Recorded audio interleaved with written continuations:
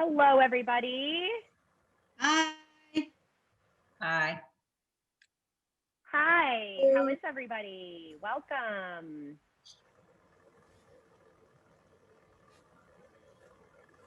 Hey, did you connect with Danielle? Sorry. Yes, I made it. Danielle's Thank here. you. Thank you for including me. Okay, great. Hi. Hey, nice to see you. Hey. Been having calls, but it's nice to see faces. I know. I have been trying to boot a lot of my calls to actual calls. So just get like a brain break, but this is the perfect Zoom excuse right here. Hi, Beth. Hello. I had my dinner. What's going- Good. Wait, you're eating your dinner, Beth? I'm in London. That's Oh, nice. Oh, wow. Hey. Hello. So do we have everybody, Kate? We might be. Roberta is slowly logging in here. All right, we'll wait. I think I think we have just a couple more people who will be tuning in. Let me just check quickly. Yeah, we've got Nassim we're waiting for, Amanda. There's Amanda. Amanda just popped on. So Nassim.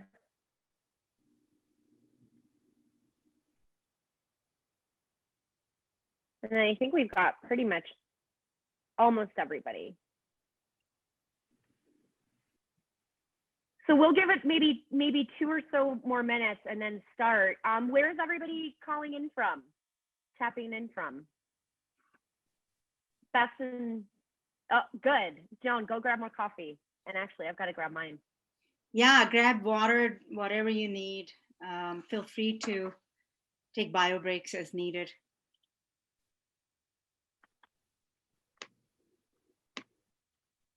Los Angeles. I'll be in Los Angeles in 2 weeks, Jennifer.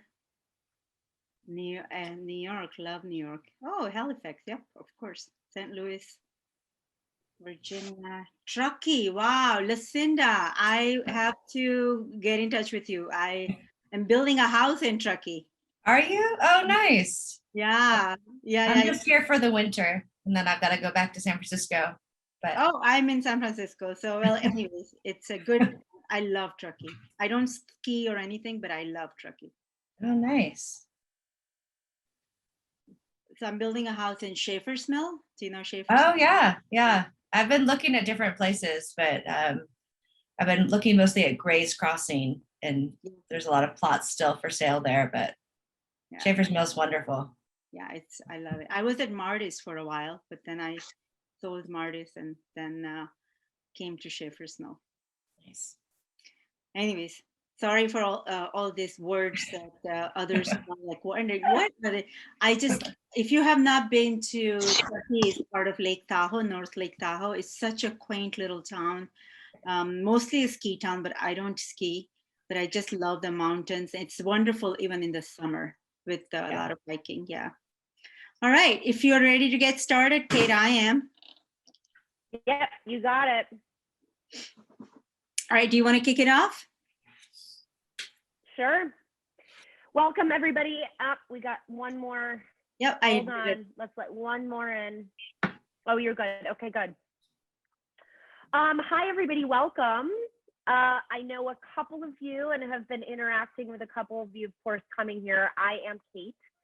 I am CEO of Women 2.0 and also the founding general partner of the W Fund. I think many of you have interacted in some capacity on both of those, but of course we do just about everything moving the ship forward of making a more representative and inclusive technology startup industry and startup industry in general.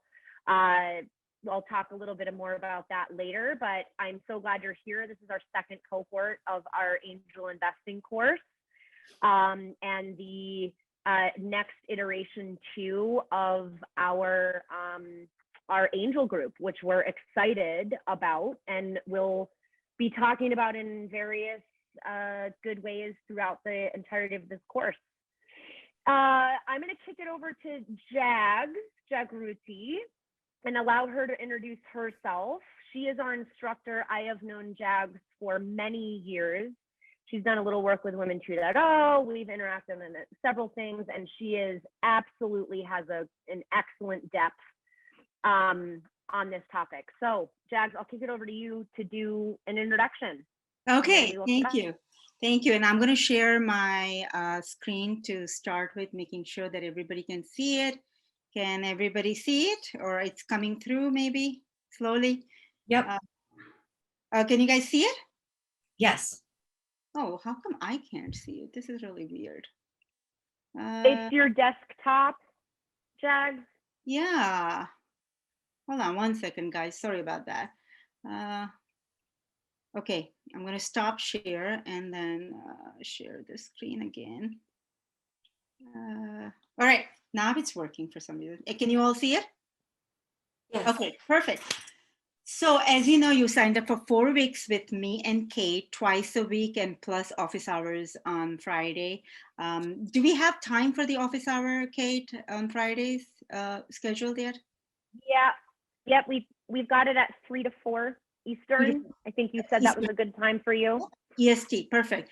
So, and then the format is going to be, I'm going to talk a little bit about format, then I'll talk about me, and then we'll dive in. The format is going to be 2 sessions a week, 2 hours each.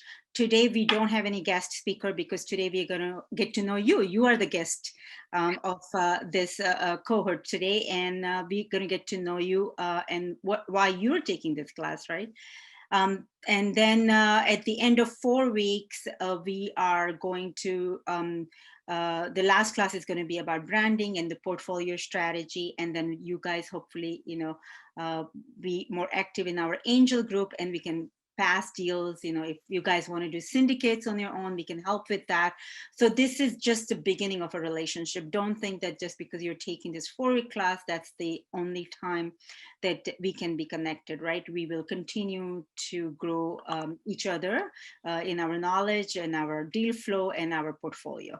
So having said that, I'm Jagruti. I'm also known as Jags. I just love the name Jags. Somebody gave that to me as a nickname, but I just feel that I love animals. So Jags seems to me like I'm a jaguar, or a little bit in that sense. So feel free to call me Jagruti or Jags. And as Kate said, I met Kate a while back, and I've been in, a super fan of her and all the stuff she's doing in this community. My audacious goal, which I'm going to put it out there and everyone's going to think that I'm crazy, but I believe my mission should be something that you get to work for the rest of your life. And that's my mission, to be in influencing the 100,000 angels. And out of 100,000 angels, 50,000 I'm hoping to be women, and a lot of them from the underrepresented communities as well. What do I mean by 100,000 angels influencing? I'm not talking about being an influencer by a traditional or the conventional meaning. What I'm saying that I would love to help high net worth individuals or the individuals who want to be part of the innovation economy directly by, from the education that, direct relationship that we are currently in, or encourage people like yourselves to say, okay, I am part of this community, for example, in Halifax, right, Canada or London. I know they're in a startup in this community. How do I get started? So Kate and I are actually working at building a kit that we can help you get trained in, and then you can basically take that kit and train other angel investors or influence other angel investors. So directly or indirectly, I would like to be, in some sort of a way influencing 100,000 individuals who are investing in early stage startup. And the way I feel the 100,000 angels, if every angel in their lifetime of investment invest in 7 startup, that's 700,000 startups that we are influencing right together. And from 700,000 startups, can you imagine if every startup actually hires 5 people because they're growing, or an average of 5 people because of the initial infusion of funding? I feel that this is a ripple effect, and that's where this quote comes very, very, it becomes very relatable. And I spoke to Danielle about this quote, is that how many seeds are in an apple, but you don't know how many apples are in a seed. So all we are doing is planting the seeds, and we are hoping that the ripple effect, or the number of apples that can be harvested all around the world, is just countless.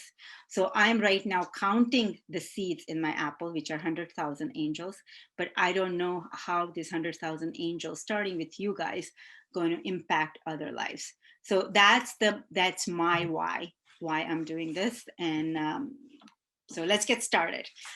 Please feel free to interrupt at any time if you have questions, because I know that even though we will be covering a lot of material, so don't think that, oh, this question will be, maybe it'll be answered later on. Ask questions. I want you guys all to feel safe. There is no stupid question or a beginner's question. I am learning too. I have my mentors and my coaches and people in my community that I'm constantly learning from. And that's also another reason I'm super excited to get to know you guys, because I want to learn from you as well. I don't think there is, a hierarchy in learning. It's a horizontal space. We all can teach somebody something, and we can all learn something from someone. So that's the space that Kate and we are excited to create. Is this safe space? Ask anything. No question is too small or too beginner's questions. Feel at home and come as you are in this session. So having said that, let's get started with our first session. In the first session, we're going to do a little bit of review. And then mostly we're going to, a little bit of review. We're going to have a time for you guys to tell everyone else about who you are and what is your why. And then the most of it is understanding the ecosystem, either you are already part of or you are excited to enter. All right. So how do I go to the next slide? Okay. So I told you a little bit about me. I'm a single mom of 2 daughters and 1 dog. I've been angel investing since 2012. Most of my career, I've been a software engineer, computer science, electrical engineering for 30 years. And last 10 years ago, I started working with Anita Borg Institute, which they are known for Grace Hopper Conference in the US, and then they wanted to go to India, so I grew India for them. So the Grace Hopper Conference, for those who don't know, is the conference for women in tech. It grew, when I was there, it was about 3,000 people in the US and 500 in India. It grew from 3,000 to now over 30,000 women in tech under one roof. And it's a signature event for Anita Borg Institute, where they believe in recruiting, retaining, and advancing women in tech. I did a lot of work with them in DEI space, as well as also grew their Women Entrepreneur Quest. And that was my first love of startup ecosystem. The Women Entrepreneur Quest is basically a pitch competition for women in tech with a $25,000 prize, and then a trip to US working with in Silicon Valley for select 7 startups. I'm also a venture partner at Venture University, like software engineer for a while, built India's first women-only hackathons. I love hackathons. I'm founder of Wingpact with 5 other female angel investor. We wrote a book, Impact with Wings, and it was released in 2016. And that is a book about why women especially should consider angel investing and entrepreneurs. entrepreneurship. So this book is not about how to do angel investment, because there are plenty of books on that subject, but it's rather about finding your why and showing up in the world with an intent of not only building a legacy, but also being part of the innovation economy. So this book has stories of all 6 of us on why we decided to start an angel investment journey. And I talked about Grace Hopper Conference, and yeah, the last bullet is builder of food innovation and disruption platform. So I don't know anything about, I did not know anything about food in 2017, but I had worked with one of my friend who worked at the IFT, Institute of Food Technologists, which is a nonprofit organization about 80 years old with over 100,000 members. And they were feeling that they need to build a bridge between the food science, the old way of doing that versus the new innovation happening in food and beverage industry. And most of the innovation in food and beverage industry is started by a non-food scientists. So how do we empower the food entrepreneur, food F&B entrepreneurs to build brands in CPG without having the food background? So that I built that food innovation and disruption platform. It's in the 4th year now, and I'm also on a think tank for food security and safety for around the world with IFT. So that's about me. The most joy, I'm an introvert. You probably can't guess that, but it takes a lot of energy out of me to actually, put myself out there. So for all the introverts in the room, feel free to be at home, be here and ask questions and just be yourself. Don't, nobody's accomplishments are, better than the others. We are all here to learn and see what impact we can make in this world. All right.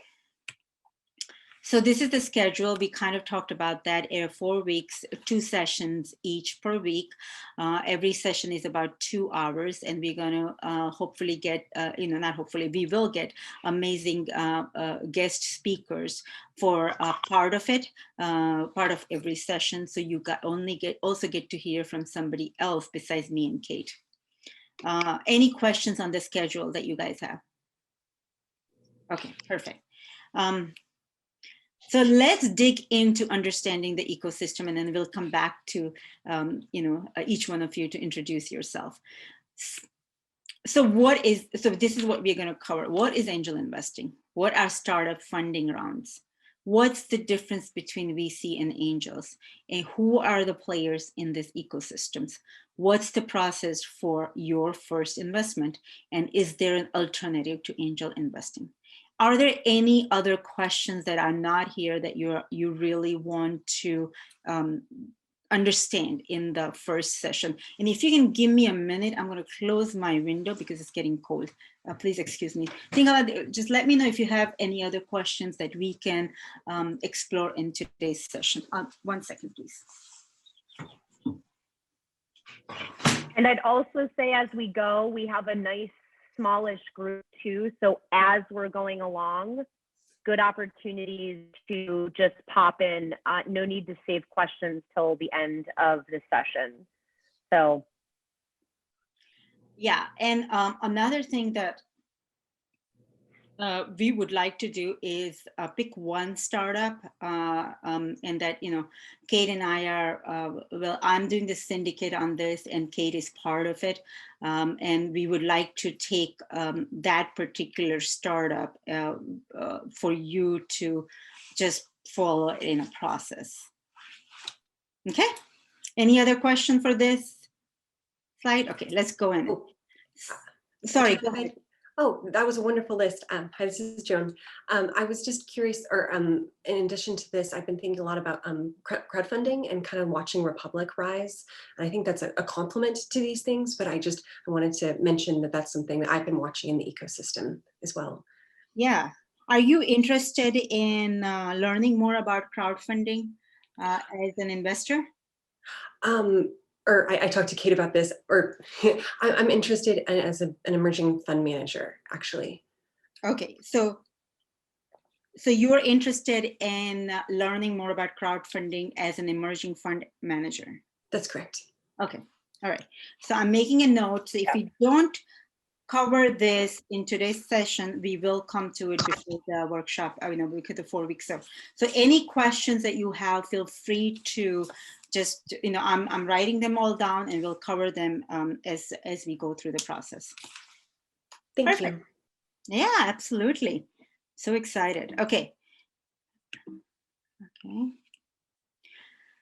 So why become an angel investor? These are not necessarily some of my whys, but these are the whys of, people that I know.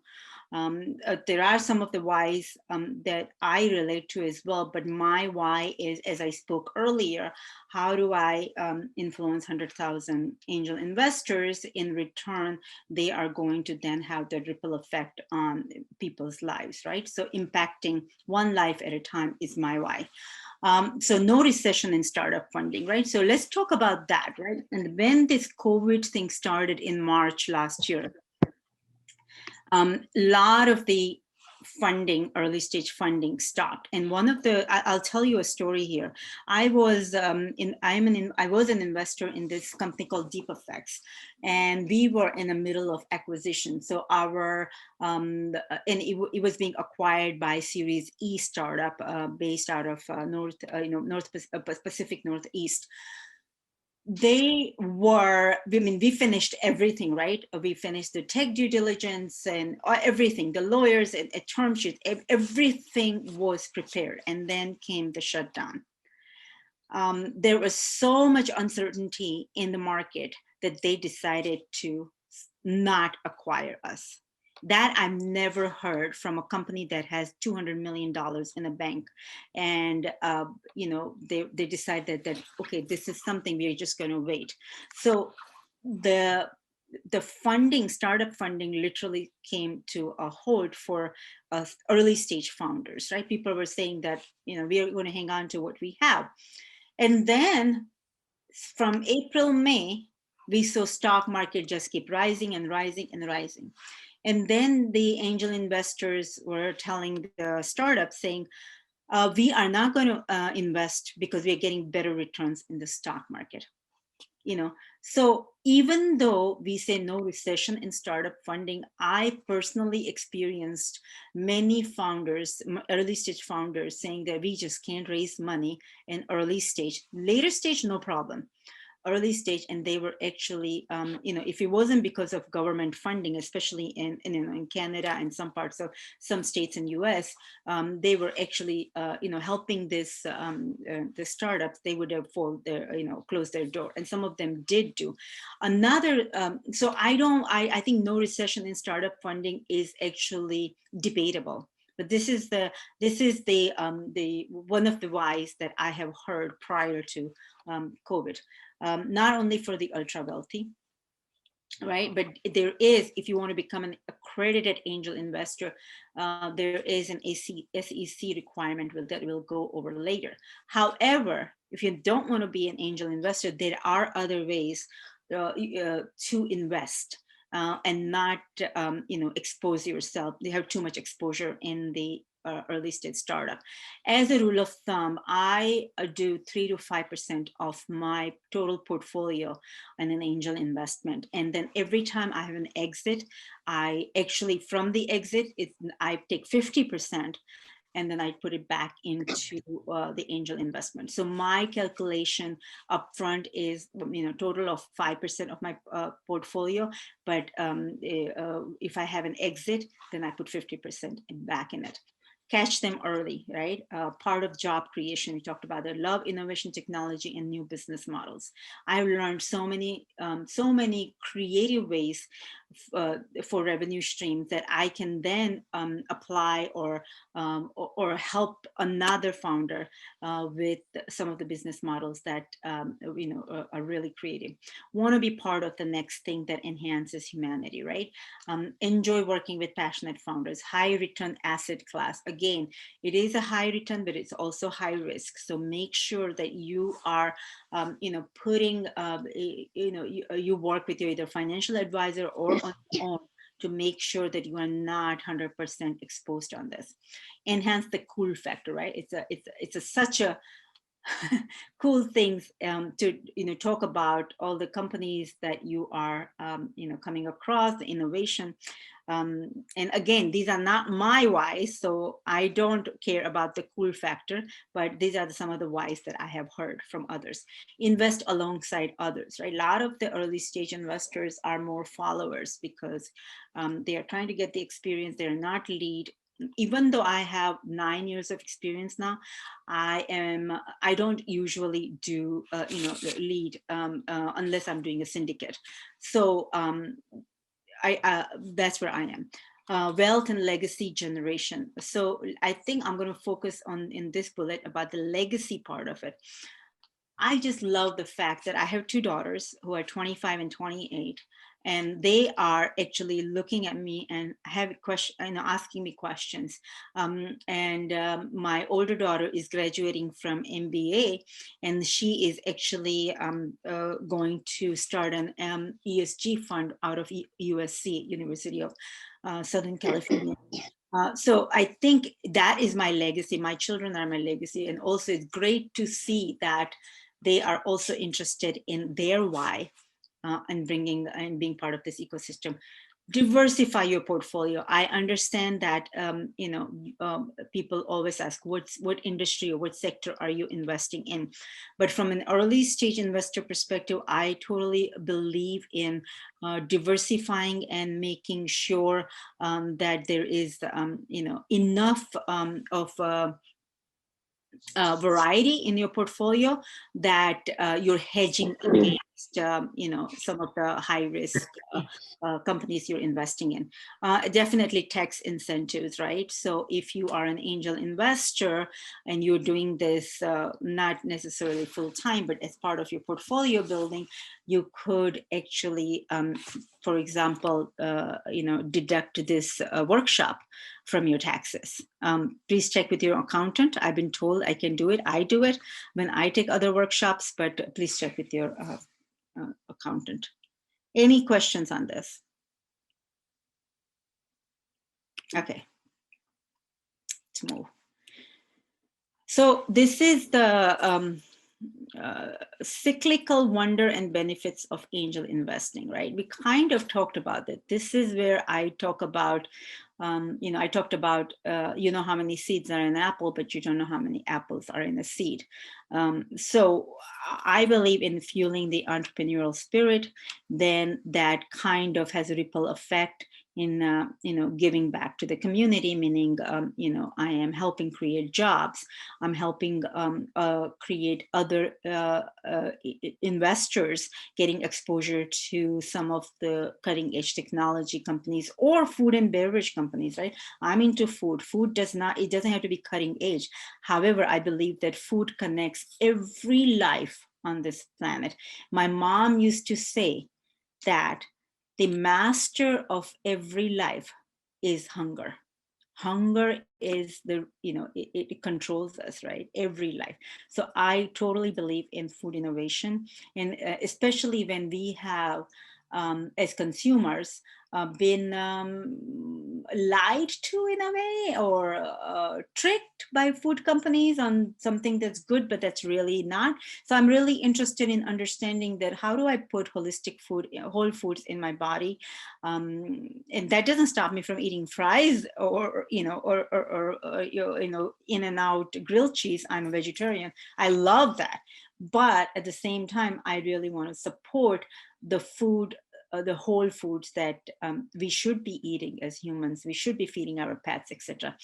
Shape the future economy, right? We talked about that too, that every startup that you invest in, it helps them hire people and bring solutions to the problems. Accept risk and pursue greater financial returns. I mean, obviously we are doing this also for great financial returns, right? That should not be in anybody's, as an investor, you should always be focusing on the financial returns for sure. But there are ways of doing good and get great financial returns. So I would like to recommend a book for you guys at this point, and the book's name is Innovation Blind Spot, and that is written by Ross Baird, B-A-I-R-D. He is the founder of Village Capital.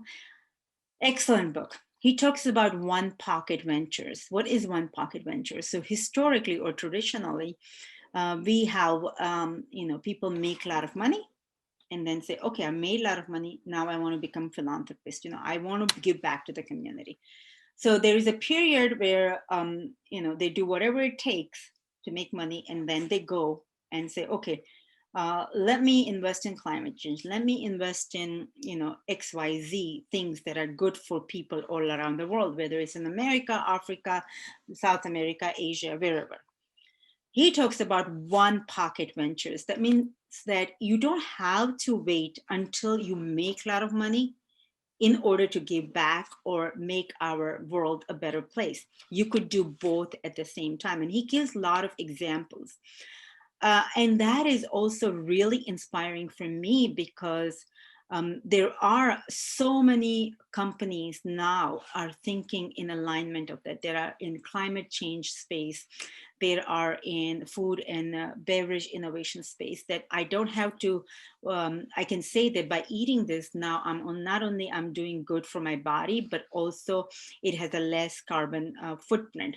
By investing in technology, agricultural technology company, I am actually helping reduce the paperwork the farmers need to have their workforce do. And on average, they are saving like 10,000 sheets of paper a day per farmer. I mean, those are some of the things that we should be thinking about from the one pocket venture. So I really want to make sure in this slide that financial returns are absolutely important, but there are companies, innovative companies out there who are also doing good for the world at the same time. Any questions? Yeah, Jags? Yeah. Yep, we have one question from Laura. And also, I just wanted to nail in on that last point because our fund, we invest in women and underrepresented founders, and sometimes that gets jammed into an impact fund. And we try to be really clear with people that we are not an impact fund. And we do that purposefully because we want people to understand that by investing in these founders who haven't traditionally gotten money, not only are you're doing the right thing, but you are really setting yourself up for some excellent deals out there. The second slide in our deck is literally the next Jeff Bezos will be a woman, and we will fund her. And so we've tried really hard to educate the market also on just like, this isn't like a, yay, we did a good thing. We're going to make you money, and investing in these companies are going to also make you money. So I love that. I just wanted to reiterate that. And Laura has a question. Laura, would you like to pop in? Hi, yes, thank you. I had a question on the previous slide, which was related to taxes. Yeah. I think there is, and I just don't remember the rule in the US, but if you hold the investment for more than 5 years,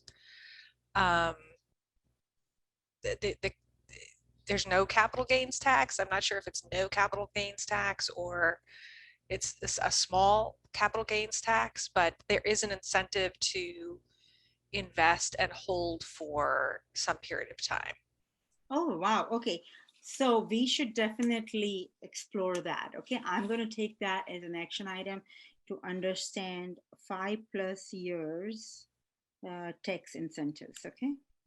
Yeah, and I'm pretty sure that's what it is. There's no capital gains tax, something to that effect. I'll look into it more though. Okay, sounds good. Is your background in legal or accounting? No, my background is in fundraising, Okay. capital raising. Okay. But I'm working with a lot of early stage founders. Okay, sounds good. So I am going to have a friend of mine. I'm still waiting for her schedule. She is an attorney in the early stage startup so she may be able to also tell us a little bit. But yeah, I've written it down and we'll come back to it. Thank you, Laura. Sure. Okay. So any other questions on this slide? I just have a small housekeeping question. Sure. Is this presentation going to be available so that we can focus and not like be writing notes and stuff like that? I just wanted to see if we'd be able to refer back to it.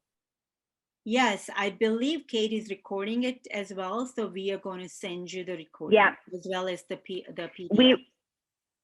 Yep, we will be dropping for each course. Thanks, Jennifer. We will be dropping for each course, both the deck and the recording pretty much the morning after, so that everyone will have it. So yes, this is, you do not need to be scribbling what is on the screen down. Yeah, and if you want to review it later and you say, oh, I have a question, feel free to pop it or wait until the next session. Happy to answer it. All right, so let me, hold on one second. I'm like so many screens everywhere. Okay, so now we're gonna go to women investors, right? So why are we interested in having more women investors? Obviously the reasons are why not is the first reason, right? And I think we are rightfully taking our place on the larger stage of the world and saying that we are here, we are showing up.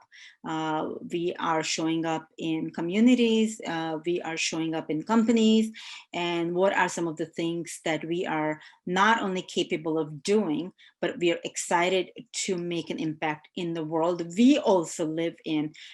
Long time ago, I think it was about 15 years ago, I was walking through Miami airport, and I saw this big, beautiful, I think it was an ad by a bank, but it says it had a woman from third world country, I think it was India, my country, and she was holding a little thing on her head which had cement in it, right? So, I mean, people who have been in third world country, you know, the construction is not more about people constructing it than the machines constructing it. And women are a big part of taking cement or concrete, the loose concrete, from one end to the other. And a lot of times women have their babies suckling on their breast or on their back, and they're doing this hard work, right?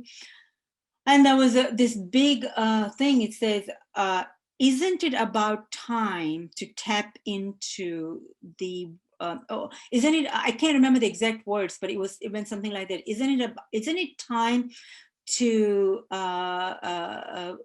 explore the world's untapped resource?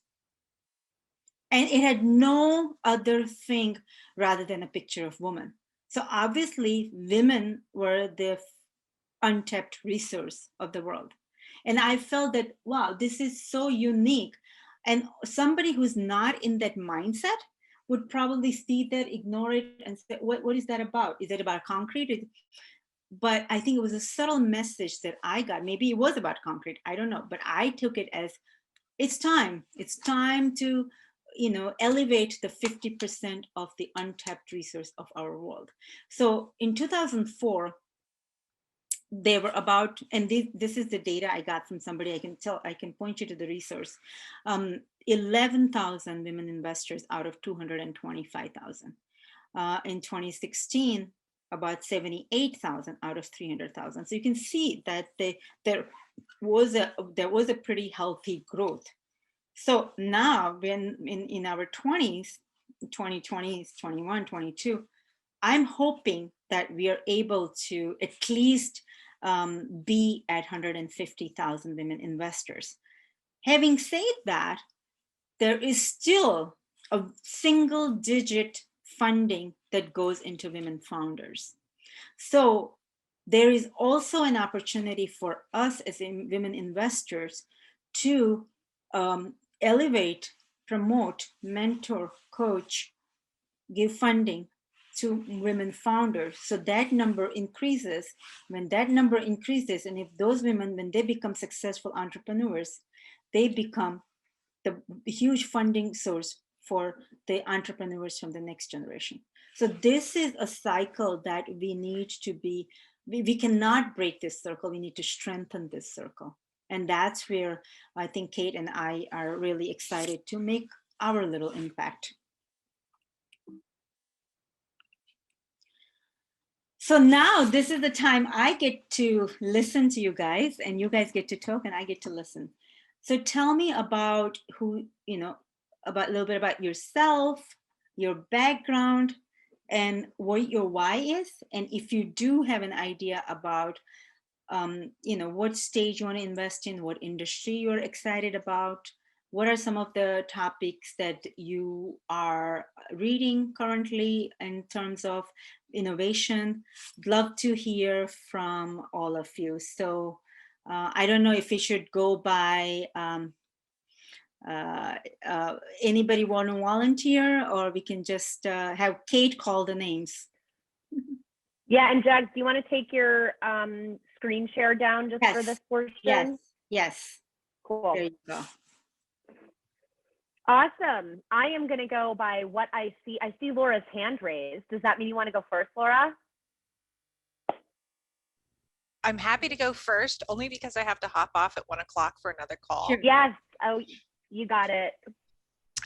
So I'll tell you a little bit about myself. I founded my business, High Touch Investor Relations, close to 3 years ago after being in corporate finance, capital markets for 30 years. I work with early stage founders, is about half of my business. I also work with public companies. On the early stage founder side of my business, I essentially help founders with their capital markets journey, I call it. And so with a lot of founders, and I've worked from anywhere with billionaire founders to really early, very early stage startups with a $20,000 budget. They are the experts in whatever it is that they do, which is the technology or the food or AI or whatever it is, but they don't understand fundraising or the capital markets journey. So I work with them. And also it's interesting, I think one of you mentioned crowdfunding, Joan, because with the change in the laws in the United States around crowdfunding, last week we helped 4 founders launch campaigns through crowdfunding, both male and female. I have a special place in my heart for female founders, but they're harder to find. That said, I have about 3 private company clients that are founded by women and about 4 that are founded by men. And my why, I like that question. My why is how to help women build wealth. So helping women build wealth, and that's not only the founders, but also the investors. So I've been working with investors for more than 20 years. And you have relationships with investors, right? And so you build a reputation, you have credibility, and you need to work with the founders to help position their story and think through things, and then you need to communicate that to the investor adequately with all the risks and rewards. I have found it really interesting with my accounting background. I'm a CPA. I haven't done accounting for more than 20 years, maybe 25 years, but getting these crowdfunding campaigns launched, the single biggest issue I had with the founders were their books and records.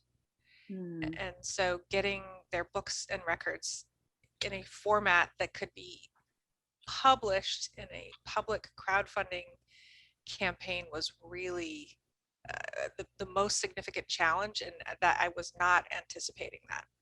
So, and I also have two daughters who are in high school.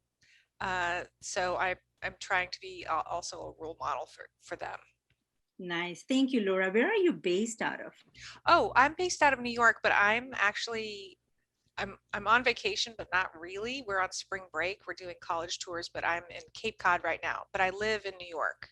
Manhattan? I mean, New York Uh, City. I'm just north of Manhattan in Larchmont. Oh, I see. I went to NYU, so I know a little bit about. I love New York and I have a lot of family and kids from New York. So, yeah. Yeah, and I went to New York University as well. That's where my graduate degree is from. Oh, really? Awesome. Yes. So we are owns. Yes, yes. And I have a ton of women's networks. Just so you know, I belong to Harvard Women on Boards, the Athena Alliance, the Female Founders Collective, Chief. So I'm in. So and now this is a new group of women. So I'm really excited to meet you all and learn more about you.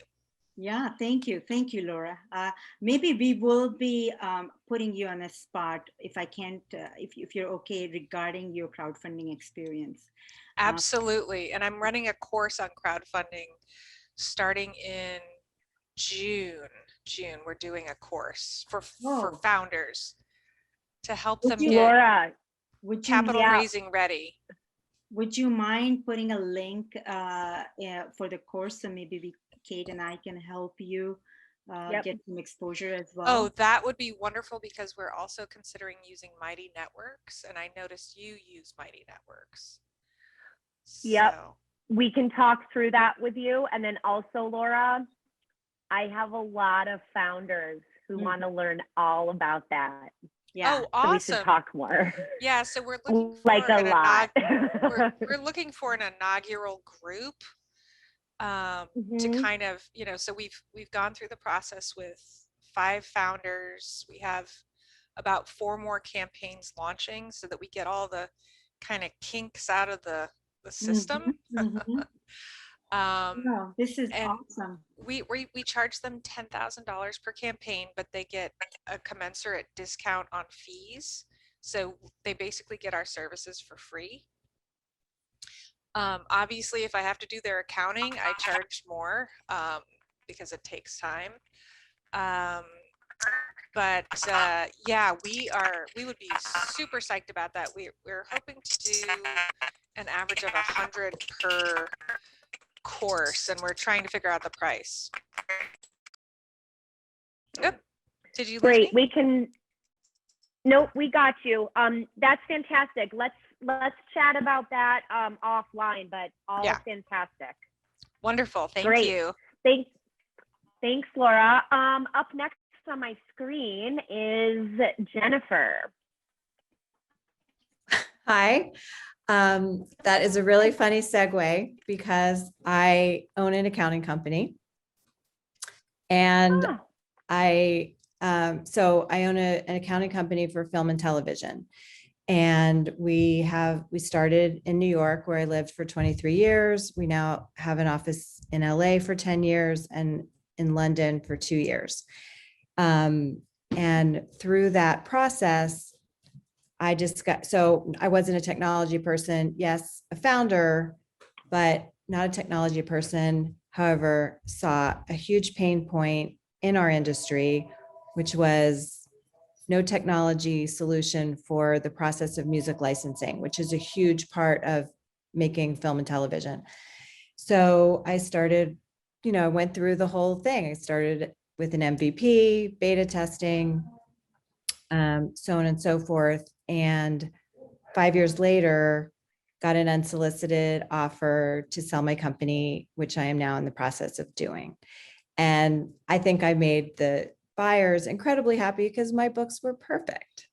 But I can appreciate how difficult it was for other people. So yeah, that was just an interesting segue. But I grew up in Miami. I went to high school with Jeff Bezos. Didn't really help me now, although we do a lot of films for Amazon. But I've really enjoyed having two companies, but both privately owned. You know, I never went out for fundraising or even angel investing. I, you know, just funded my second company with profits of my first company.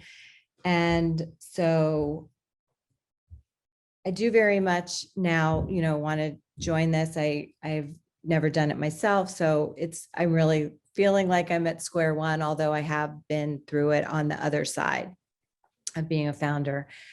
Obviously super interested in not only film, television, also music.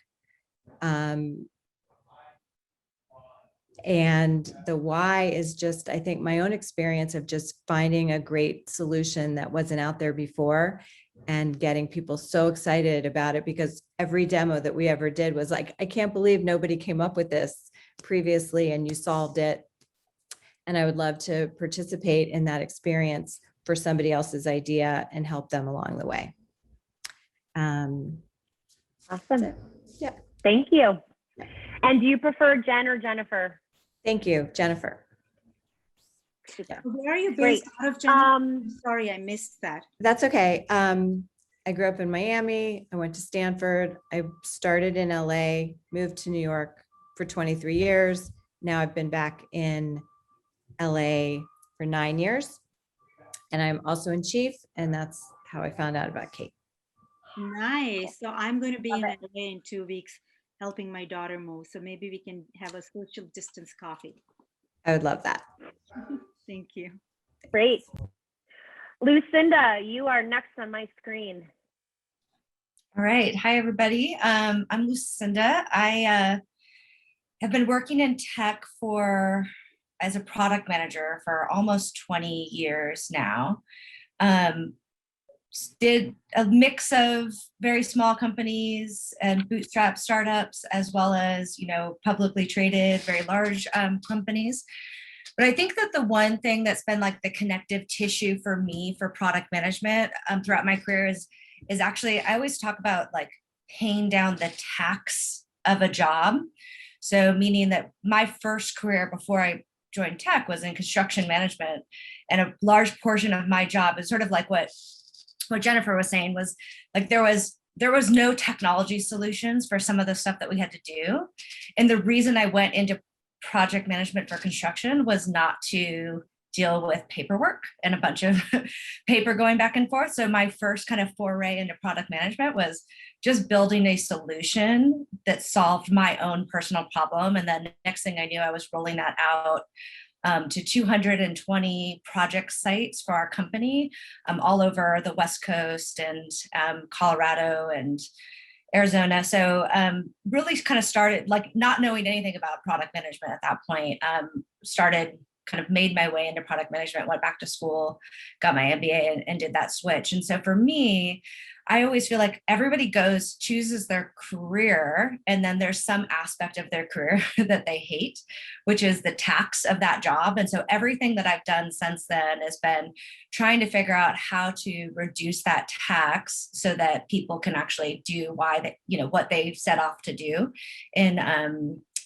that particular job. And so, you know, my mom actually is an accountant as well. And I used to ask her, because one of my first jobs as official product management was at Intuit. And I'm like, aren't you concerned about TurboTax? And she's like, I hate doing tax returns. That is not why she became an accountant, to do tax returns. Like that was the tax for her.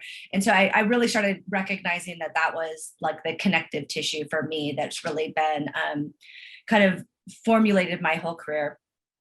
So for me right now, I just left my job after 5 years and decided to take a break and do a little soul searching and figure out what I wanted to do next. And so I saw this email came in just right around the time that I made that decision about this particular course. And I thought, well, this will be a great way to put some structure in my day besides just snowboarding every day up in Tahoe. And so thought this would be a great time to learn a little bit more. I thought it would be helpful both as, you know, if I wanted to become an angel investor, but also in my career as product manager to start recognizing and understanding different technologies and how to leverage that in my role. So that's me. Awesome. Thank you. right? And also skiing and snowboarding all day for a winter is not a horrible thing. No, My I brain call is- it my ski-batical. I'm My on a brain is ski-batical feeling right you. now. I love it. Oh my God, I would love to have a ski batical. I love Yeah. that. Roberta. Yeah, so really great to be here today. My name is Roberta Keller. I live in Richmond, Virginia. And I met Kate through my colleague Liz Dorr and learned about this group just literally like not even a couple of weeks ago. So I would say my why for being here is really, I can't remember who it was that said it, but really to support women in becoming wealth builders. We have become such great income earners, but the wealth building, there's still a gap. So I launched my own fee-only investment advisory firm back in May of 2013. That was really in direct response to what I saw during the financial crisis. I had worked for much of my career on Wall Street and capital markets and for a hedge fund, and then in London again in capital markets, and had become very ill, partially because of a thyroid issue, but the other part was really just a values disconnect with the industry in and of itself. I launched into focusing on my health and ultimately had to leave my work and move back to Richmond. Became a certified yoga instructor, avid meditator, went into management consulting, left the industry. And then when the financial crisis hit, I was like, I think I can use some of my skill set here from all those years in institutional money management to support individual investors in a more robust approach to investing. So that was kind of the genesis. So it didn't really start with Through the Women's Lens, but over the years, I have more and more supported women in the financial planning and the investment advisory process. We became Certified Benefit Corporation a few years ago, focusing very much on, access to financial services, transparency, supporting women. I'm the portfolio manager and I screen everything through a socially responsible lens. We're not 100% socially responsible. It's very much of a moving target these days. But we do screen everything using another B Corp out in California. So I would say really my why is exactly the same, just to support women in moving from this income earning mindset, integrating some of our mindfulness and yoga practices to become more focused and centered on their why and why they're earning their money. Why they're earning it, what can they use it through that lens of impact? Because I think most women really want to have positive impact. Yeah. So flipping the script a little bit for women, as opposed to just talking about money goals, but talking about their why, their money mindset, and then the how behind building wealth. So I'm really excited to be here. Kate, thank you for organizing this. And it's really so interesting. And it's great to hear all these stories about these amazing women being stuck here in little old Richmond, Virginia, which I love being in, but having lived in big cities for many, many years, it's great to get a little bit broader exposure. Yeah. Roberta, what you said is, if you don't mind, I'm going to borrow it and quote you, is that we have become great income earners. Now let's become great wealth builders. Yes. Because income does not equal to wealth. Yeah. There is a lot more potential. So I love that. Thank you for saying that and sharing your story. Absolutely. Thank you for being Great. here. Thanks, Roberta. Glad you're here. And yeah, I'm hearing wealth building as a general theme here. that's one of the big things we focus on as well too. It's just such a huge potential when we're thinking about what does this whole thing look like in 20 years, and it's exciting. So wonderful. Carol, you're up next. I'm glad everybody's here, but also Carol has been a very frequent attendee of our pitch sessions and has been in and around for a while. So I'm excited you're here. I'm excited to be here as well. And my story kind of parallels a lot of others who have already had an opportunity to introduce themselves. But I'm Carol. I'm from St. Louis right now. I had a career of 20-something years in institutional sales in New York City. Moved here where I'm actually from about 10 years ago, and retired from the sales arena. But during that time, I worked and didn't mind it, but was really surrounded by men all the time, and realized that there were so few women in the industry, having recruited people and whatnot.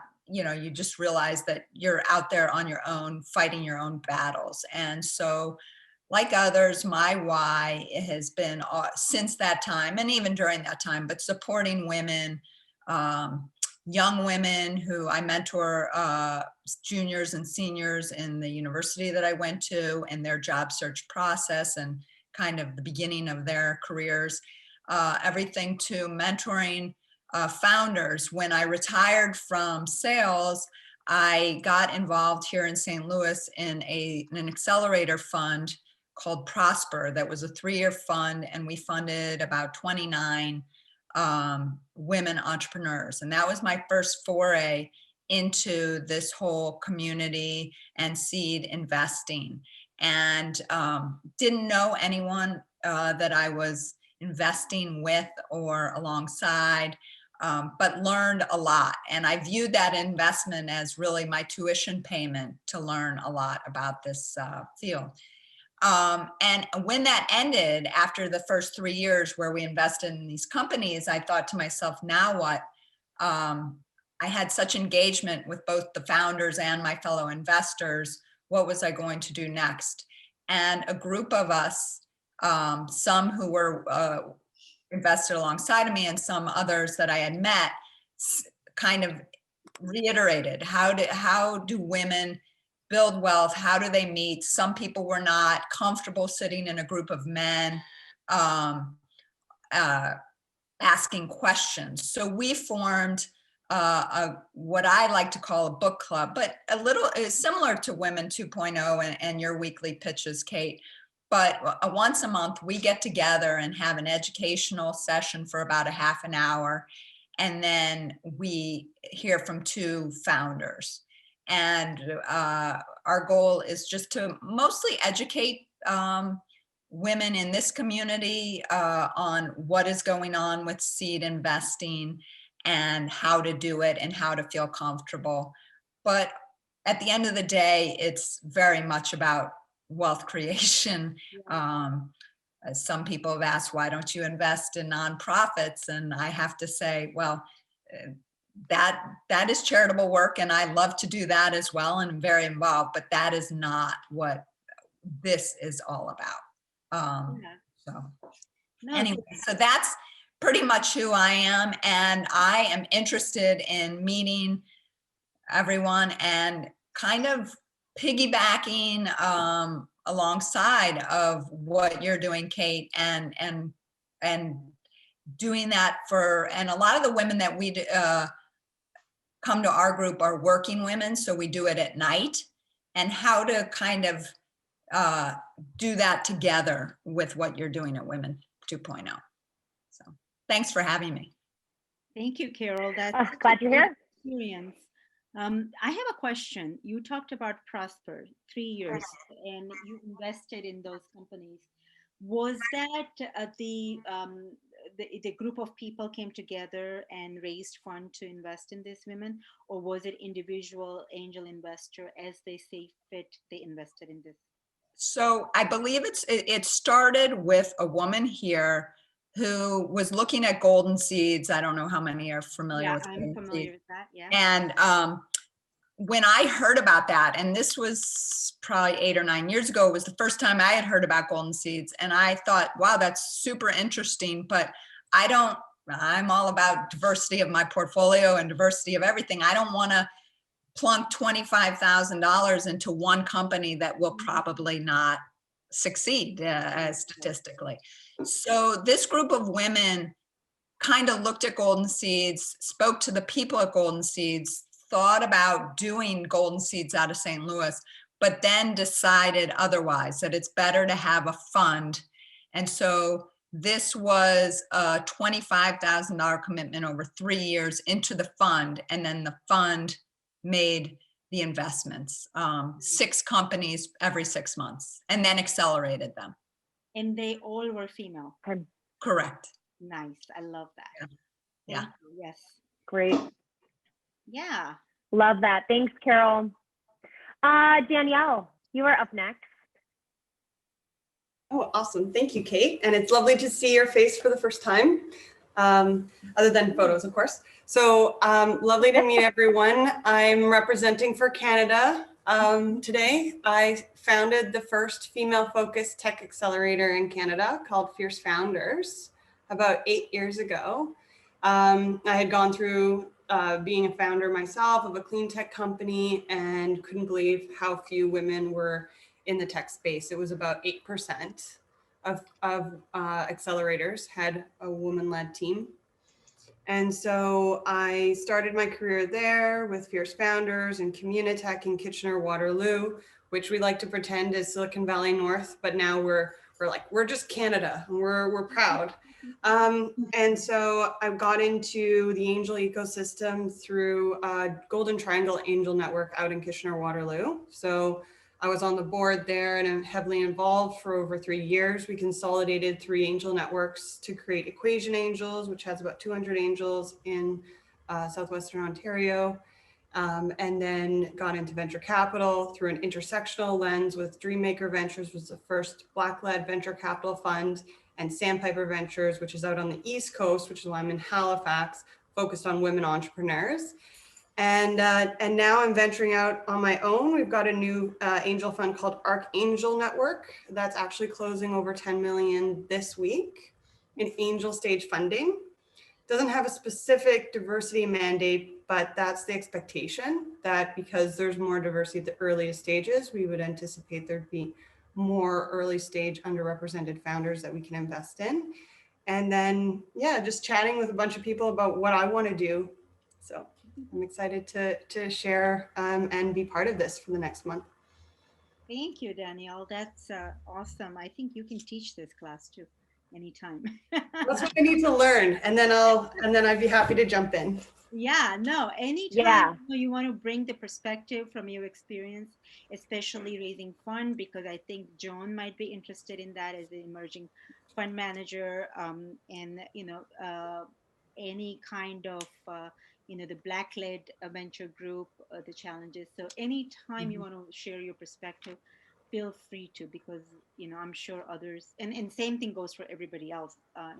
Share your perspective, share your experience, share your stories. That's the best way for all of us to learn. Thank you, Danielle. Thanks, Jags. Happy to And have it's, you. I'm glad that I got to meet you yesterday. Perfect timing. Yes. Awesome. Okay, cool. 4 more folks today. And we do have 2 people who are not here today. So we might take, on Thursday, a quick little, allow them to say hi too. Joan, over to you. Oh, yeah, what an impressive group of women. How fun. Hi, everyone. I'm Joan. I'm based here in Seattle. It's so interesting when Jags was doing her presentation because I'm an extrovert and I actually am an influencer. So it's kind of an interesting, just by accident, I don't blog about my blueberries. Anyway, influencer, I'm an ex-academic. As I was finishing my PhD, I started an organization called Women in Voice, which is like women who code except for voice technology. A lot of people don't even know voice tech exists, but I've built the backends for like CVS and Verizon and blah, blah, blah. And here in Seattle, the Alexa team for Amazon employs over 10,000 people just to work on Alexa. So there are plenty of women in voice. We have 20 chapters in 15 countries. So I have a great amount of deal flow that's really exciting to me. I also do a lot of technical consulting for startups and enterprises. I'm usually the youngest person in the room and they think I'm in the wrong place. So good times. Like I said, influencer by accident. I do a lot of public speaking, which is what a strange, I designed my career for being in R&D. And so to be on stages it's a whole, you go to therapy for that. Recently, one of my mentors has been saying, you know, you're still so early in your career. What are you going to be doing? You created this Women Voice by accident. What are you going to do by intention? And so he's been really pushing me to think about, I love that we're talking about the why, right? Like, what are we actually doing? And living into my values has been something I've been really thinking about, of my great earning potential, but also what does the impact look like to my community around me and frankly around the world as with my organization. So I've been pursuing looking to be an emerging fund manager, which as a culturally Catholic person, talking about money is like really, really hard for me. But I think really, really important as I think about these amazing founders who I see struggling so hard to raise on a deck that a man would have raised 3 million already. Like, it's just absurd. And so really thinking about, Danielle, thank you for your intersectional feminism. That's really, really important to me. And so just really thinking about the impact I want to have in the world and upskilling. As someone with a PhD, it's hard is not a fear of mine, but really doing the work, hopefully the right way, is really important to me. So thank you, Kate, for having me here. I'm delighted to learn from all of you. Thank Yeah. you, John. What a Excited. great, yeah, exciting. So question for you. You said that intention versus accident, right?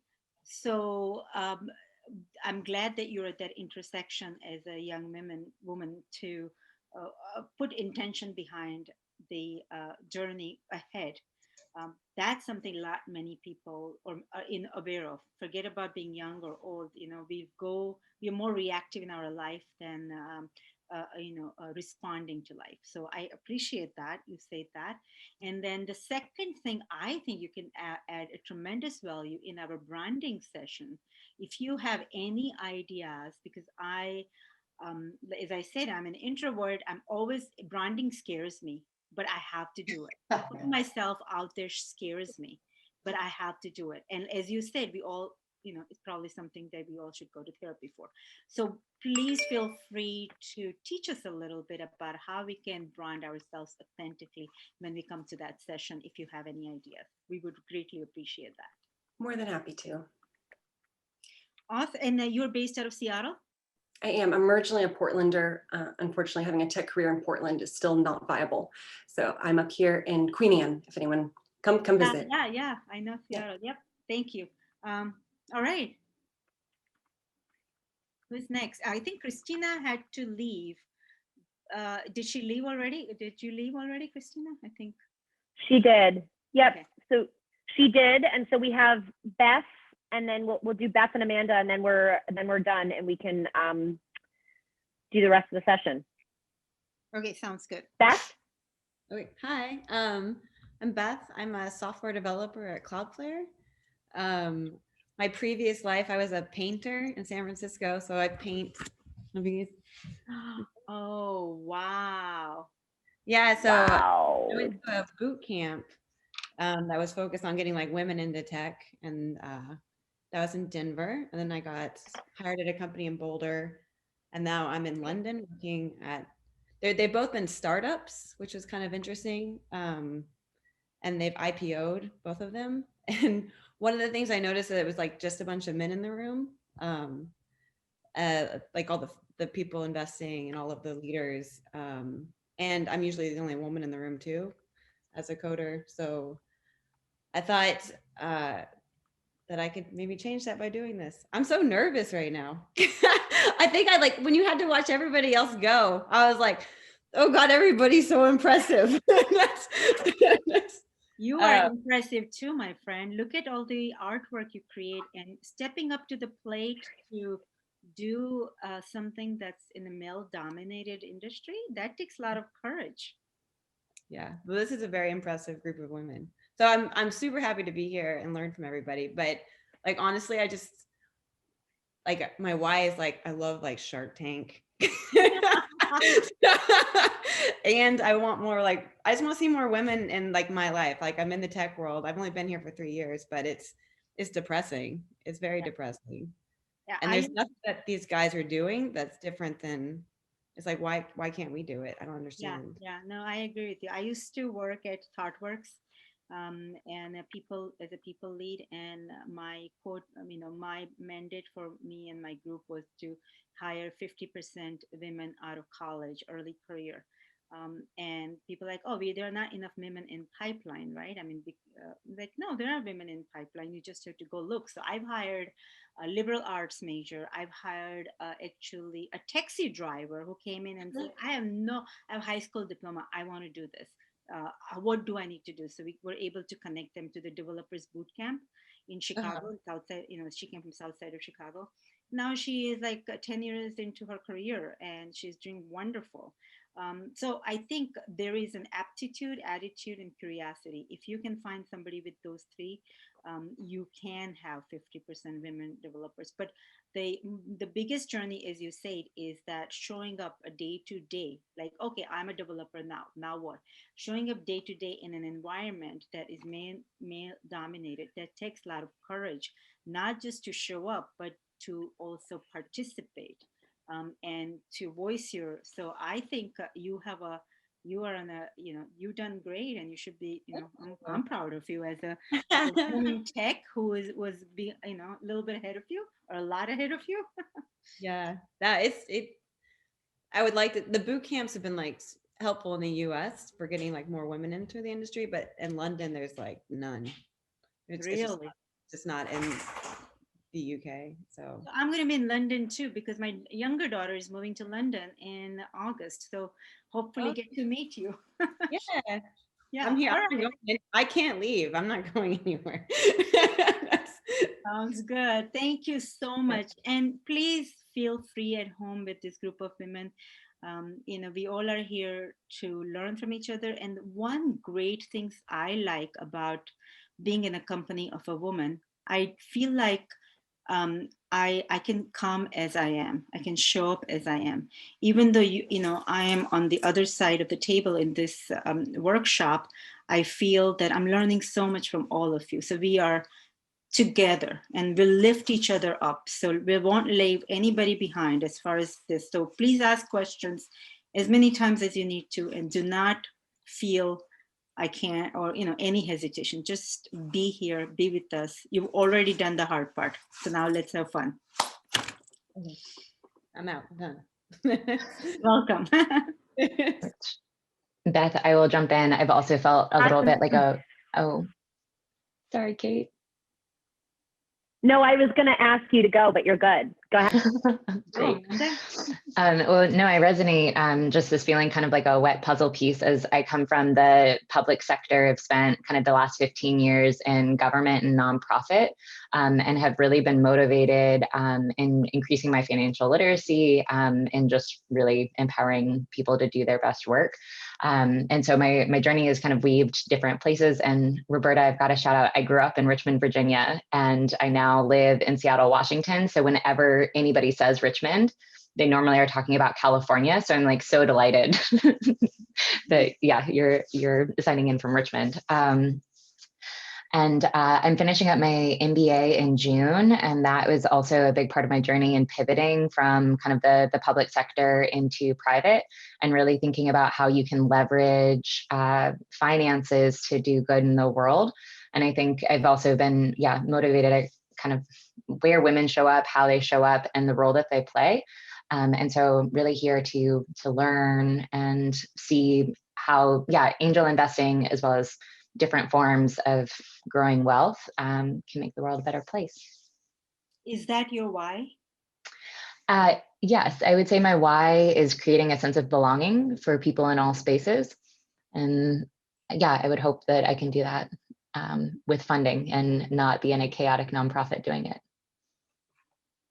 Thank you, Amanda. Thank you so much, and welcome everyone. I know. Is that all? Did we miss anyone? No, not today. And we'll probably have 3 who can do quick introductions on Thursday, because I know Christina had to hop. We've got Nassim and some else. So, Okay, sounds good. So let's give me a minute to start my thing again, because I think it just when I was kicked off, I was also kicked off that. So apologize. 1 second.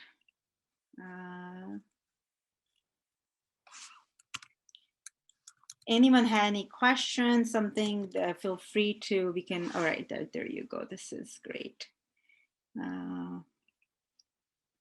Share screen. Okay, you guys see it? Do you guys see it? Mhm. Okay. Yeah. But I don't, okay, let's get to, so what is an angel investing, right? We talked a little bit about it. I think we all come from a different background, different, our whys are different, but for at least 4 weeks, we are walking in the same path, and that is learning how to angel invest. So angel investing is somebody who is helping the company, usually after the family and friends round, infusing the capital to business or startup. Sometimes, most times it's pre-revenue, but sometimes it's post-revenue as well. And funding it such that the founder has a runway to get to the next milestone, whether it's funding of Series A or funding or a technical milestone or whatever that is. So usually the angel investment is done through a convertible note most of the time, but now SAFE is becoming really popular too. And we will go over all the definitions and what exactly convertible debt is versus SAFE. Rarely, I actually see this more in outside of Silicon Valley, especially in Canada, is that they also do preferred equity rounds. So they don't do convertible note or SAFE, but they just do the preferred equity round. The reason why early stage founders do convertible debt or SAFE versus preferred equity is purely the legal cost, the setup cost, right? Because at that stage, they really want to make sure that they are preserving as much capital that's coming in towards growing the company and not to the legal or, legal or accounting. So, and convertible debt is just like a loan. It has, and we'll go through the actual, the format of convertible note, but it's just like a loan. It has an interest rate, discount, maturity date, and sometimes cap. SAFE is the same. It has a, it can or cannot, may or may not have a discount, does not have interest rate, and may or may not have a cap. So that's how the angel investing is done at an early stage. What I find a lot of times is that even though our angel investing round is pre-seed or seed and it comes after family and friends round, a lot of the women founders and the I call them underestimated founders from different minority groups don't have family and friends round. Right? They don't come from wealth in their immediate circle of influence where they can help some initial investment. So angel investment becomes even more important at that stage for them to just even do their first MVP or, do some, customer journey, UI, UX, or the tech development, whatever that is needed. So for women and underestimated founders, are angel investing is even more important as if they don't have a family and friends round. All right. So the current SEC requirements are you must, in order to become an angel investor, accredited angel investor, you must have a net worth of $1 million or more, not including your primary residence, or must have an individual income of 200,000 or a combined household income of 300,000 plus, or have a professional designation or knowledgeable employees, what do you call subject matter expertise. So these are the SEC requirements. And I know that some of you may or may not fall into this category, but that's okay. You can still invest in startups through crowdfunding, through syndicates, and through platforms like Republic.io. So there are other ways to be part of this innovative economy. Innovation economy. Okay.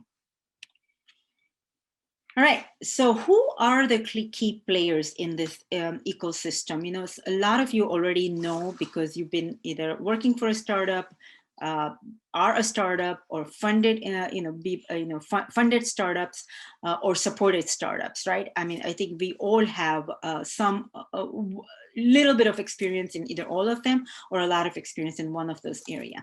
So the key players obviously are accelerators and incubators. You heard about, I'm sure you know that there are so many amazing accelerators exist that support, different industry, different sectors. Some accelerators are very generalist, like 500 startups. They are not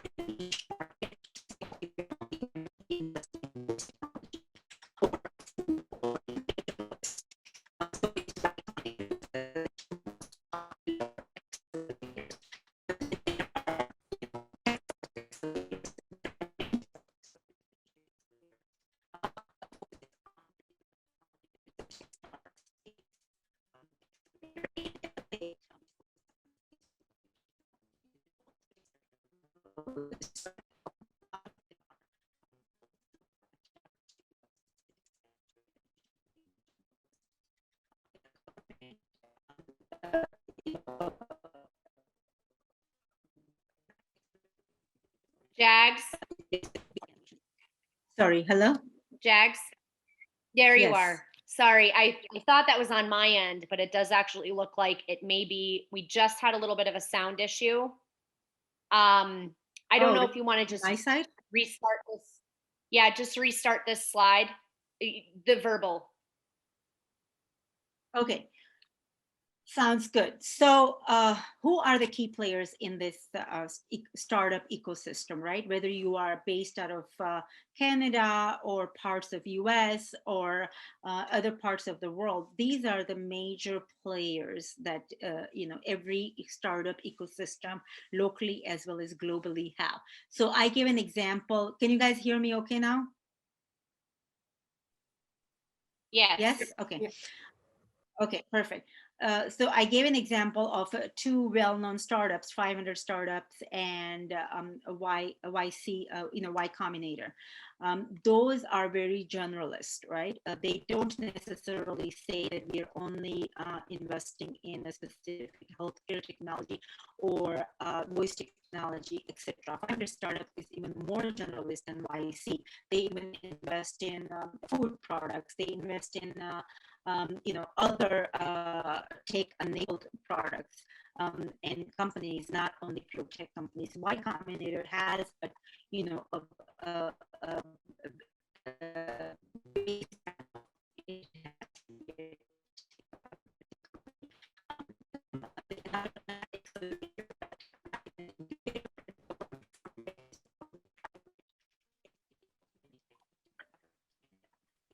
Jags, I think that Jags. Sorry, I'm not sure what's going on, but it just cut out there. You know, if you're okay with me not putting my video on, I will. That'd be fine for now. Okay, thank you. All right. So you guys will have to tell me if you can hear me because I can't. I'm not trying to look at your faces right now because I'm trying to focus on this. Okay. Can you hear me okay now? It's pretty good right now. It's a little scratchy, but we'll stop you if it gets too. Okay, sounds good. So Y Combinator is mainly tech-based startups that support. The other example that I gave was the Community Tech, which is based out of Toronto, Kitchener area, Waterloo area, which is public and privately funded accelerator, which helps startups, from pre-seed to Series A. There are a lot of corporations innovation groups. So, for example, there's the Qualcomm Venture Group, there is the Google Venture Arm, there is most of the corporations have that venture arm where they are actively looking at startups in space that they're interested in, and bringing them on board through their accelerator program or corporate innovation program, either infusing capital in them or being advisor or a customer of that startup. There are a lot of startup studios, right? Venture studios, same thing. The companies their ideas are being developed until some stage, and then they are stepping back. The startup venture studio founders, they step back and they hire a new CEO to take it further. So those are also really, really popular. And obviously there is a lot of partnership with academia. So for example, I love the model that University of Waterloo has. Jag. Jag.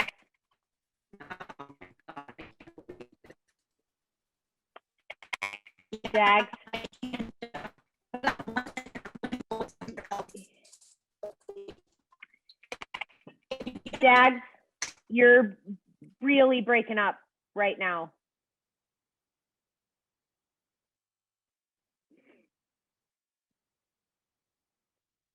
I don't know what's going on.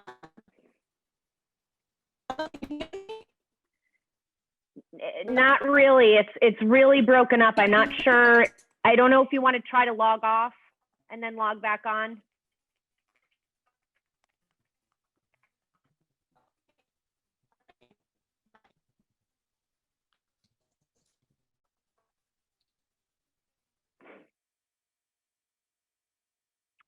Sorry, everybody. We'll try to get this back on here. I thought that was me for a little bit, Yeah. but it wasn't.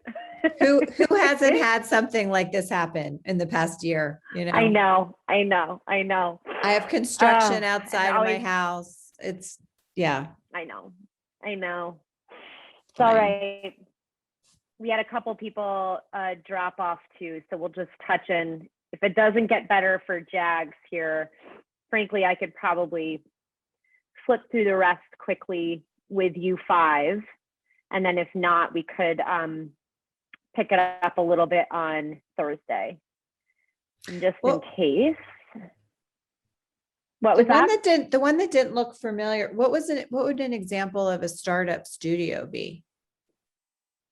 I didn't know what that one. Oh, yeah, startup studios are, yep, it's a really cool model, but takes a lot of resources to start. A startup studio, just at a high level, is when for these purposes, we'll pretend it's a fund. They actually have this entire in-house team that it covers marketing, like everything, and they actually incubate the ideas. Sometimes people will take ideas right from the start, incubate it inside their own in-house team, and then spin it out as a separate company that then, like, their fund will invest in everything. Some funds sort of have it attached to them, whatever it is, but the idea is that whatever the investing source is on that, they have this team that focuses and then spins them out into companies. So that's basically what a studio is. It's really cool. Again, as you can imagine, it takes enough resources to be able to have that entire in-house team to do it. So, but yeah, that's the studio model.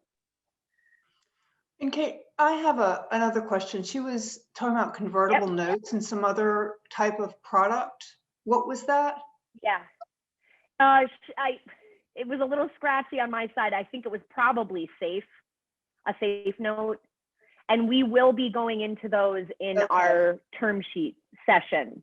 Great. We'll go into those in depth. And again, I'm sorry, it was a little scratchy on my side, but my assumption is that she was talking about that.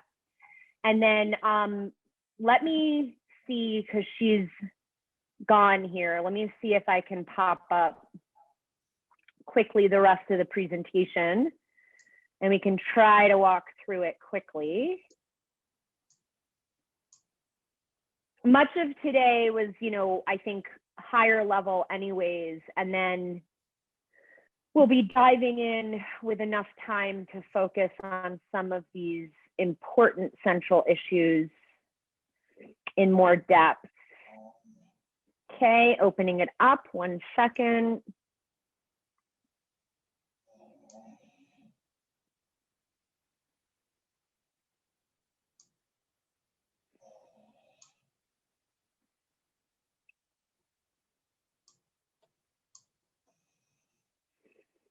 Okay.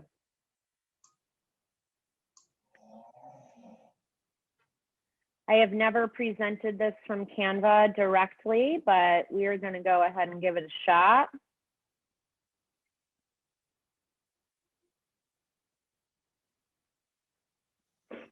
Any other questions while this is loading on my end?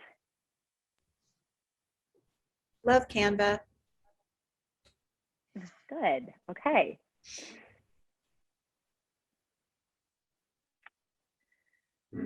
Okay. Let me just get to the right slide and I will share this.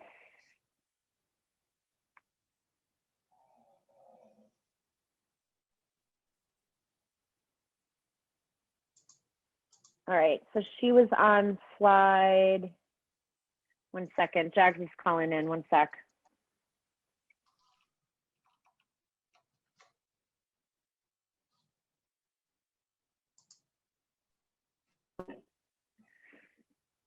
All right, Jags is here. We're going to try once more. And then if that doesn't work, I will finish us up.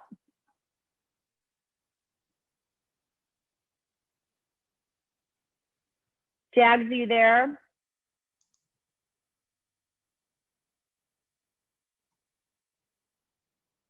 You're on mute. Okay, can you hear me now? Can you guys? Yes. Okay, great. I was just pulling up the I was just pulling up the presentation in case I needed to close this out, but we're going to try you first. Okay, sounds good. Here is the presentation. Can you guys see it? Okay. Yes, and you are right now crisp and clear. Okay, perfect. I moved upstairs so hopefully that works. Sorry, I'm taking it from my bedroom. But anyways, so we were talking about the startup, who are the key players, right? So I'm not sure how much you heard, but I was going through each one of these and giving example, accelerator incubators, we've heard of 500 startups, NYC, Combinator, Techstars, are some of the more popular ones. 500 startups it's pretty much generalist. They take even deep tech to tech enabled startups. YC is more a tech. It has to be a tech company, tech focused company. Techstars has a general accelerator as well as they also have industry or sector specific. For example, there is a Techstar deep, space tech accelerator in LA. So those are some of the more popular examples of the accelerators and incubators. I will go through the difference between accelerator and incubator in the next couple of slides. The government example that I really like is the Communitech example, which is based out of Canada. It's a public-private funded accelerator where government, gives 50% of the funding to help startups get mentorship. Pretty much like an accelerator. They have different programs, and I believe Danielle's program that she started is now part of Communitech.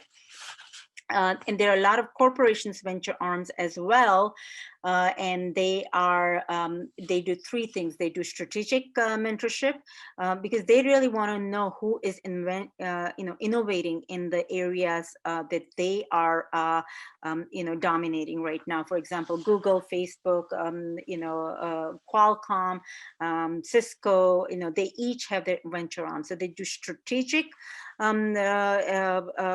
relationship. They even do funding, so they do early stage funding, but usually their funding stage is in Series A because they really want to make sure it's post a product. However, there are even further division in the corporate innovation groups where they're now focusing on early stage companies, specifically addressing women, Black founders, and other underestimated founders. And then the third thing corporations are really interested in doing is, giving them, becoming their customers for the early adopter. So those are some of the things that the corporations are playing in this space. Startup studios, same as venture labs, venture studios, where the main founders have ideas, and then they grow those ideas until a certain stage, get the funding, and then they hire a C-level team or a core team to take it further while they focus on the other early stage ideas, while holding majority of the equity in those startups that they are now run by other core group of people. Academia, another really great example that actually there are very few universities have this model, and I wish more and more universities have this model, which is with the University of Waterloo. So you will know as you get more familiar with this ecosystem, especially in Canada, that a lot of the tech-focused startups are coming out of University of Waterloo. One of the reasons is that University of Waterloo provides all the infrastructure, but they do not own the technology. A lot of the universities, you have to have a technology transfer happen, and they become part of your equity investor because you started the idea while being part of that university. University of Waterloo doesn't do that. So there is a lot of innovation coming out of University of Waterloo in partnerships, right? So these are some of the areas that the startups are beginning, right? Before they were like in garages, right? When Apple started or Sun Microsystems started, these infrastructures were not in place. And because of that, those startups, like Amazon, whatever, they were only accessible to certain people who were in that, close-knit group of people. So by having this many different ways the startups can grow and get funding is actually really awesome. And this is the base of most of the key stakeholders. But if you go into different parts of the world, you will see, some of them taking more part in this ecosystem and some much less. So government is one of those entities. They play a huge part. For example, Startup Chile. Startup Chile is one of the first countries in South America where they have this amazing program called Startup Chile, and it is not just for Chilean resident. People, entrepreneurs from all over the world apply. The only requirement is that you have to be in Chile for the entire length of the accelerator program. So it's they play more, less or more role depending on the geographical location as well. Hopefully you guys heard that all. Yeah, okay. All right. Yeah. Yes, good, okay. So what are the funding rounds and where do most of the angels, come into play, right? So a lot of times, there are people talk about, oh, I'm raising Series A, I'm raising seed, I'm raising Series B, I'm still in family and friends round. It used to mean that up to certain amount you are in this stage, but more and more I come across startups which are, maybe in much advanced stage, but they're still considering themselves in the seed stage. Or even angel stage, or they're doing bridge round. Couple of reasons for that.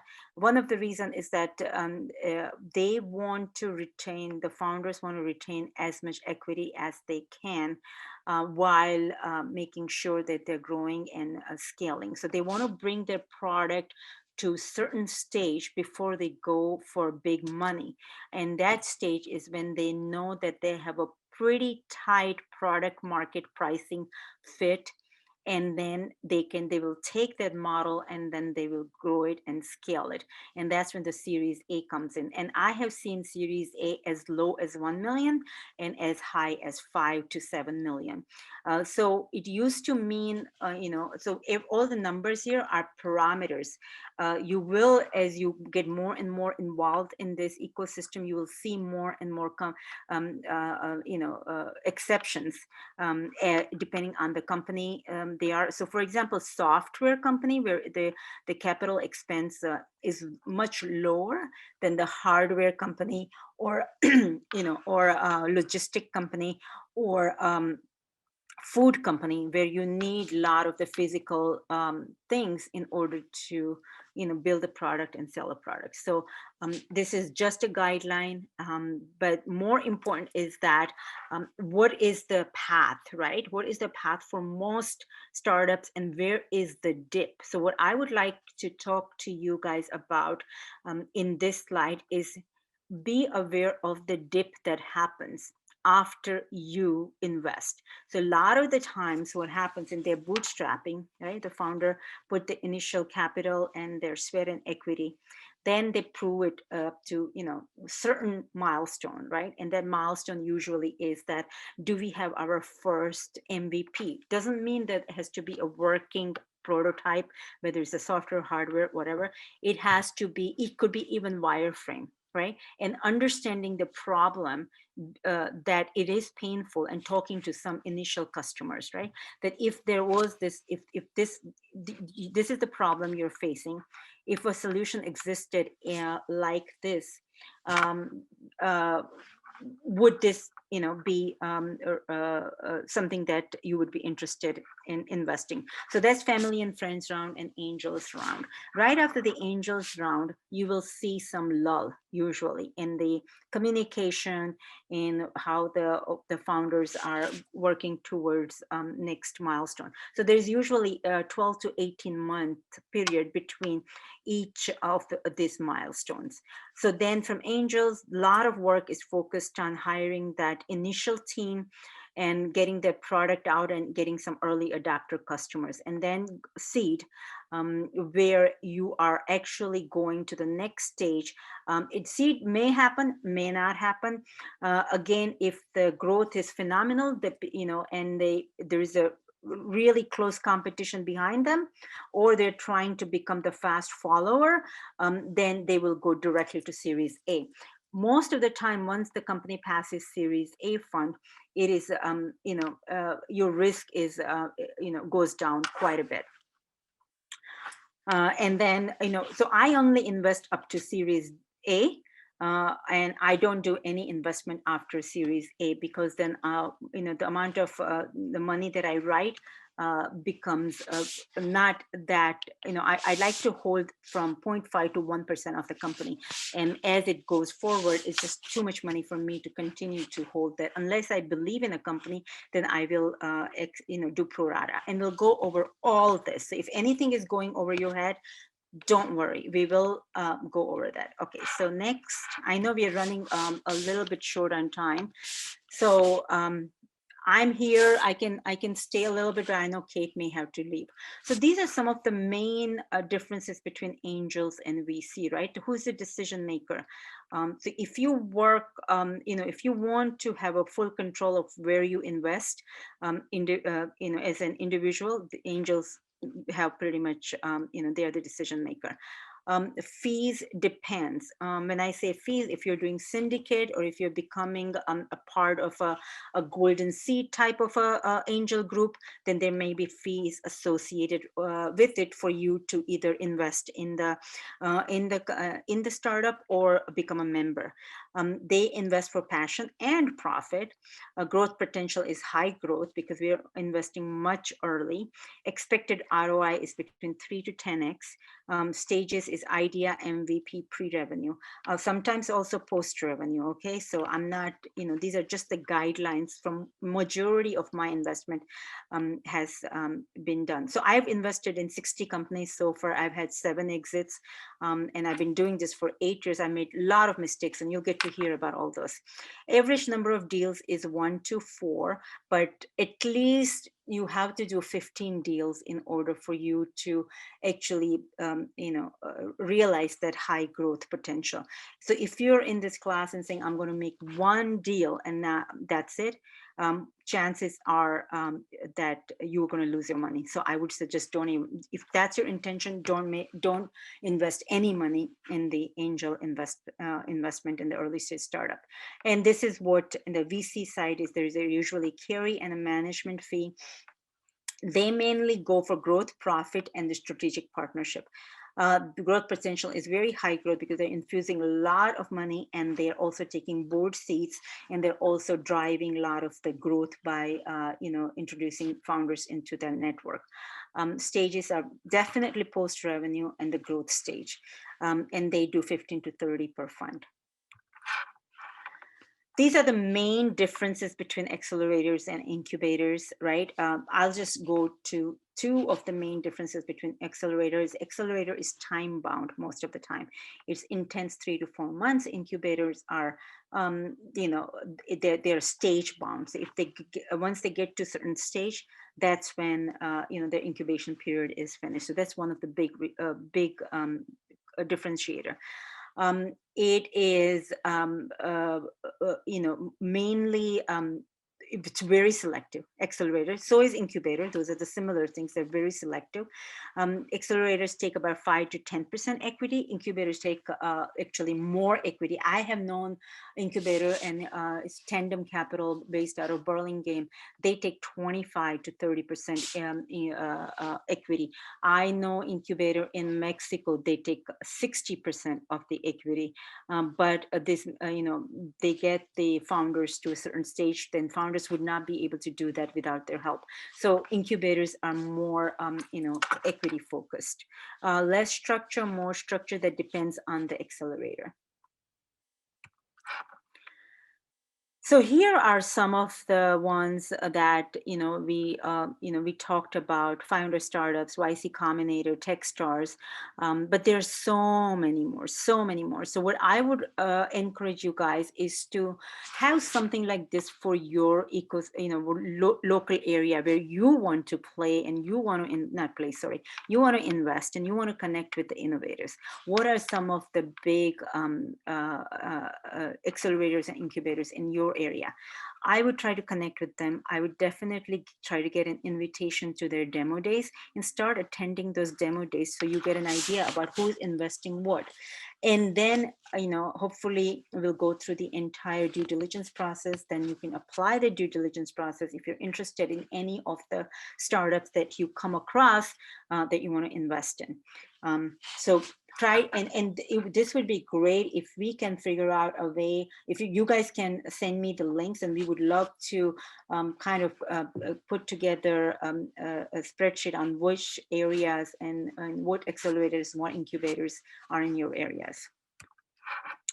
these are top angel groups. So we talked about that, right? If you're part of an angel group, there are two ways to invest through an angel group. One is a membership based, where you pay a yearly membership and you have access to the deals, and you can invest, through their is an individual or through their syndicate. The second is that you don't have a membership and you pay the management fee and the carry to the angel group. Usually is 2 and 20%, so 2% management fee and 20% carry at the back end. And the third is popping up also more, is a combination of both. So depending on how much work you want to get involved in doing the due diligence and what your goal is, these are the three ways to be part of an angel group to invest. I am not part of any angel group. I do mostly individually, but I also have been an LP in a fund. I also do syndicates. I also go through, some angel group. If I really, 1 or 2 deals I've done through an angel group, but I don't do it through either membership or, the 220 model. I think I have been in the ecosystem that I'm, able to get away with it. But most of the angel groups will require you to either pay fee or, 2% management fee or 20% carry. These are the top seeds. Sorry, Jags. I'm Yeah. sorry. I just don't want to make any assumptions. What's a carry fee? Sure. So we'll go over there. So the carry is like, so let's say that you invested $25,000 in an angel group, which has a 2%, 20% model, right? The 2% management fee is every year you pay 2% of the $25,000 to help towards management, right? So that's about $500 a year, right? And when you exit, when there is an exit event with that company that you invested in, and your 25,000 grew into $1 million, you give 20% of that back to the angel group. So you get 800, $1 million minus 25,000, your initial investment. So that's 975,000, and you give 20% of that back to the angel group, who is the managing the angel group as what we call management fee, and you keep the 80%. I got it. Thank you. Yeah. And And Go ahead. Jennifer, if it's helpful to, that's, if you put it in the context of a venture fund, that carry is really where the venture fund makes their money. They get the management fee, right? That helps them with operations to run the fund, but they're really in it for that 20% of the returns that are going to come back to them. So that's the thing. Yeah, and another thing that I did that really quickly, but another thing I want to also tell you, that 2% management fee, even though let's say that you paid $500 management fee per year for 10 years, right? It took 10 years to go from 25,000 to $1 million. So, and there is a different equation. You don't pay it for 10 years, you pay it for 5 years, and then it goes down to 1% or whatever, right? So there is an industry standard, but just for the sake of this example, let's assume that you pay 2% for 10 years, right? And at the end of 10 years, this exit event happens. So $500 times 10 is $5,000. So you get back that $5,000 at the end. So you, so $1 million minus $25,000, your initial investment, plus the money that you have paid in management fee comes to you, and whatever is left, that's where they get 20%. So if there is a good good return or good investment, where you do grow to $1 million, you do get the management fee back. But if it's a zero, if it's the business fails, then you do not get the management fee or obviously the carry, and that happens mainly for if you're doing one company at a time. But for the VC fund, that comes out at the end. It doesn't come by deal, right? So your fund X returns is overall calculated. And we'll go into this Okay. when we have a venture. I understand. Okay. Thank you. Sorry, I just am trying to rush through this. So if you guys have any questions, let me know. Happy to get on a little bit later. So these are the top seed stage funds, right? So if you do want to become part of any of these angel groups, then these do have a, they invest at a seed stage, and these are some of the notable investments that they have made in their portfolio. These are top overall venture funds. We will not go into much detail about the venture fund because that's not in the scope of this course. However, you are closely aligned with the people who are behind this venture funds. You want to really make sure that you understand where are they investing, what are they looking at, right? And they publish some of this information. So be in the know of it. What are they investing in? Because that kind of sometimes also gives you an idea about the trend. Now, having said that, a lot of venture funds fail. Okay, a lot of venture funds fail. So don't take every investment that they're making with a grain of salt and compare it with your own thesis to see if this is something that you are interested in, going deeper in. Sector geography. So these are the top 20 angel groups investments by sector. Internet is one of the largest, technology, right? And these are the other sectors. And this was pulled out of CB Insights. Obviously, it's old data, 2011 to 2014. I'm hoping that this has changed a lot. And if you see that the California also plays a major role, I believe that also has changed, especially with COVID, because innovation happens everywhere, right? Now more and more people are interested in growing this in Austin and Miami and LA and Seattle. So hopefully we see New York, Boston, all the tier 2 cities are actually coming up more and more, and also tier 2 countries, right? Most of the innovation so far was happening in US, London, UK, in China, parts of India. But now that also is changing geographically. So I'd love to get I'll try to get an updated chart for this. These are the steps to get to your first angel investment, right? So initial meeting, follow-up, basic analysis, due diligence, term sheet, investment decision, and follow-up. And we'll go through each one of these. So the main reason for you guys to be going through this is because if somebody approaches you, let's say that your neighbor's daughter or whatever, you know her from she was little, don't write a check. Do this due diligence no matter who comes with an idea to you.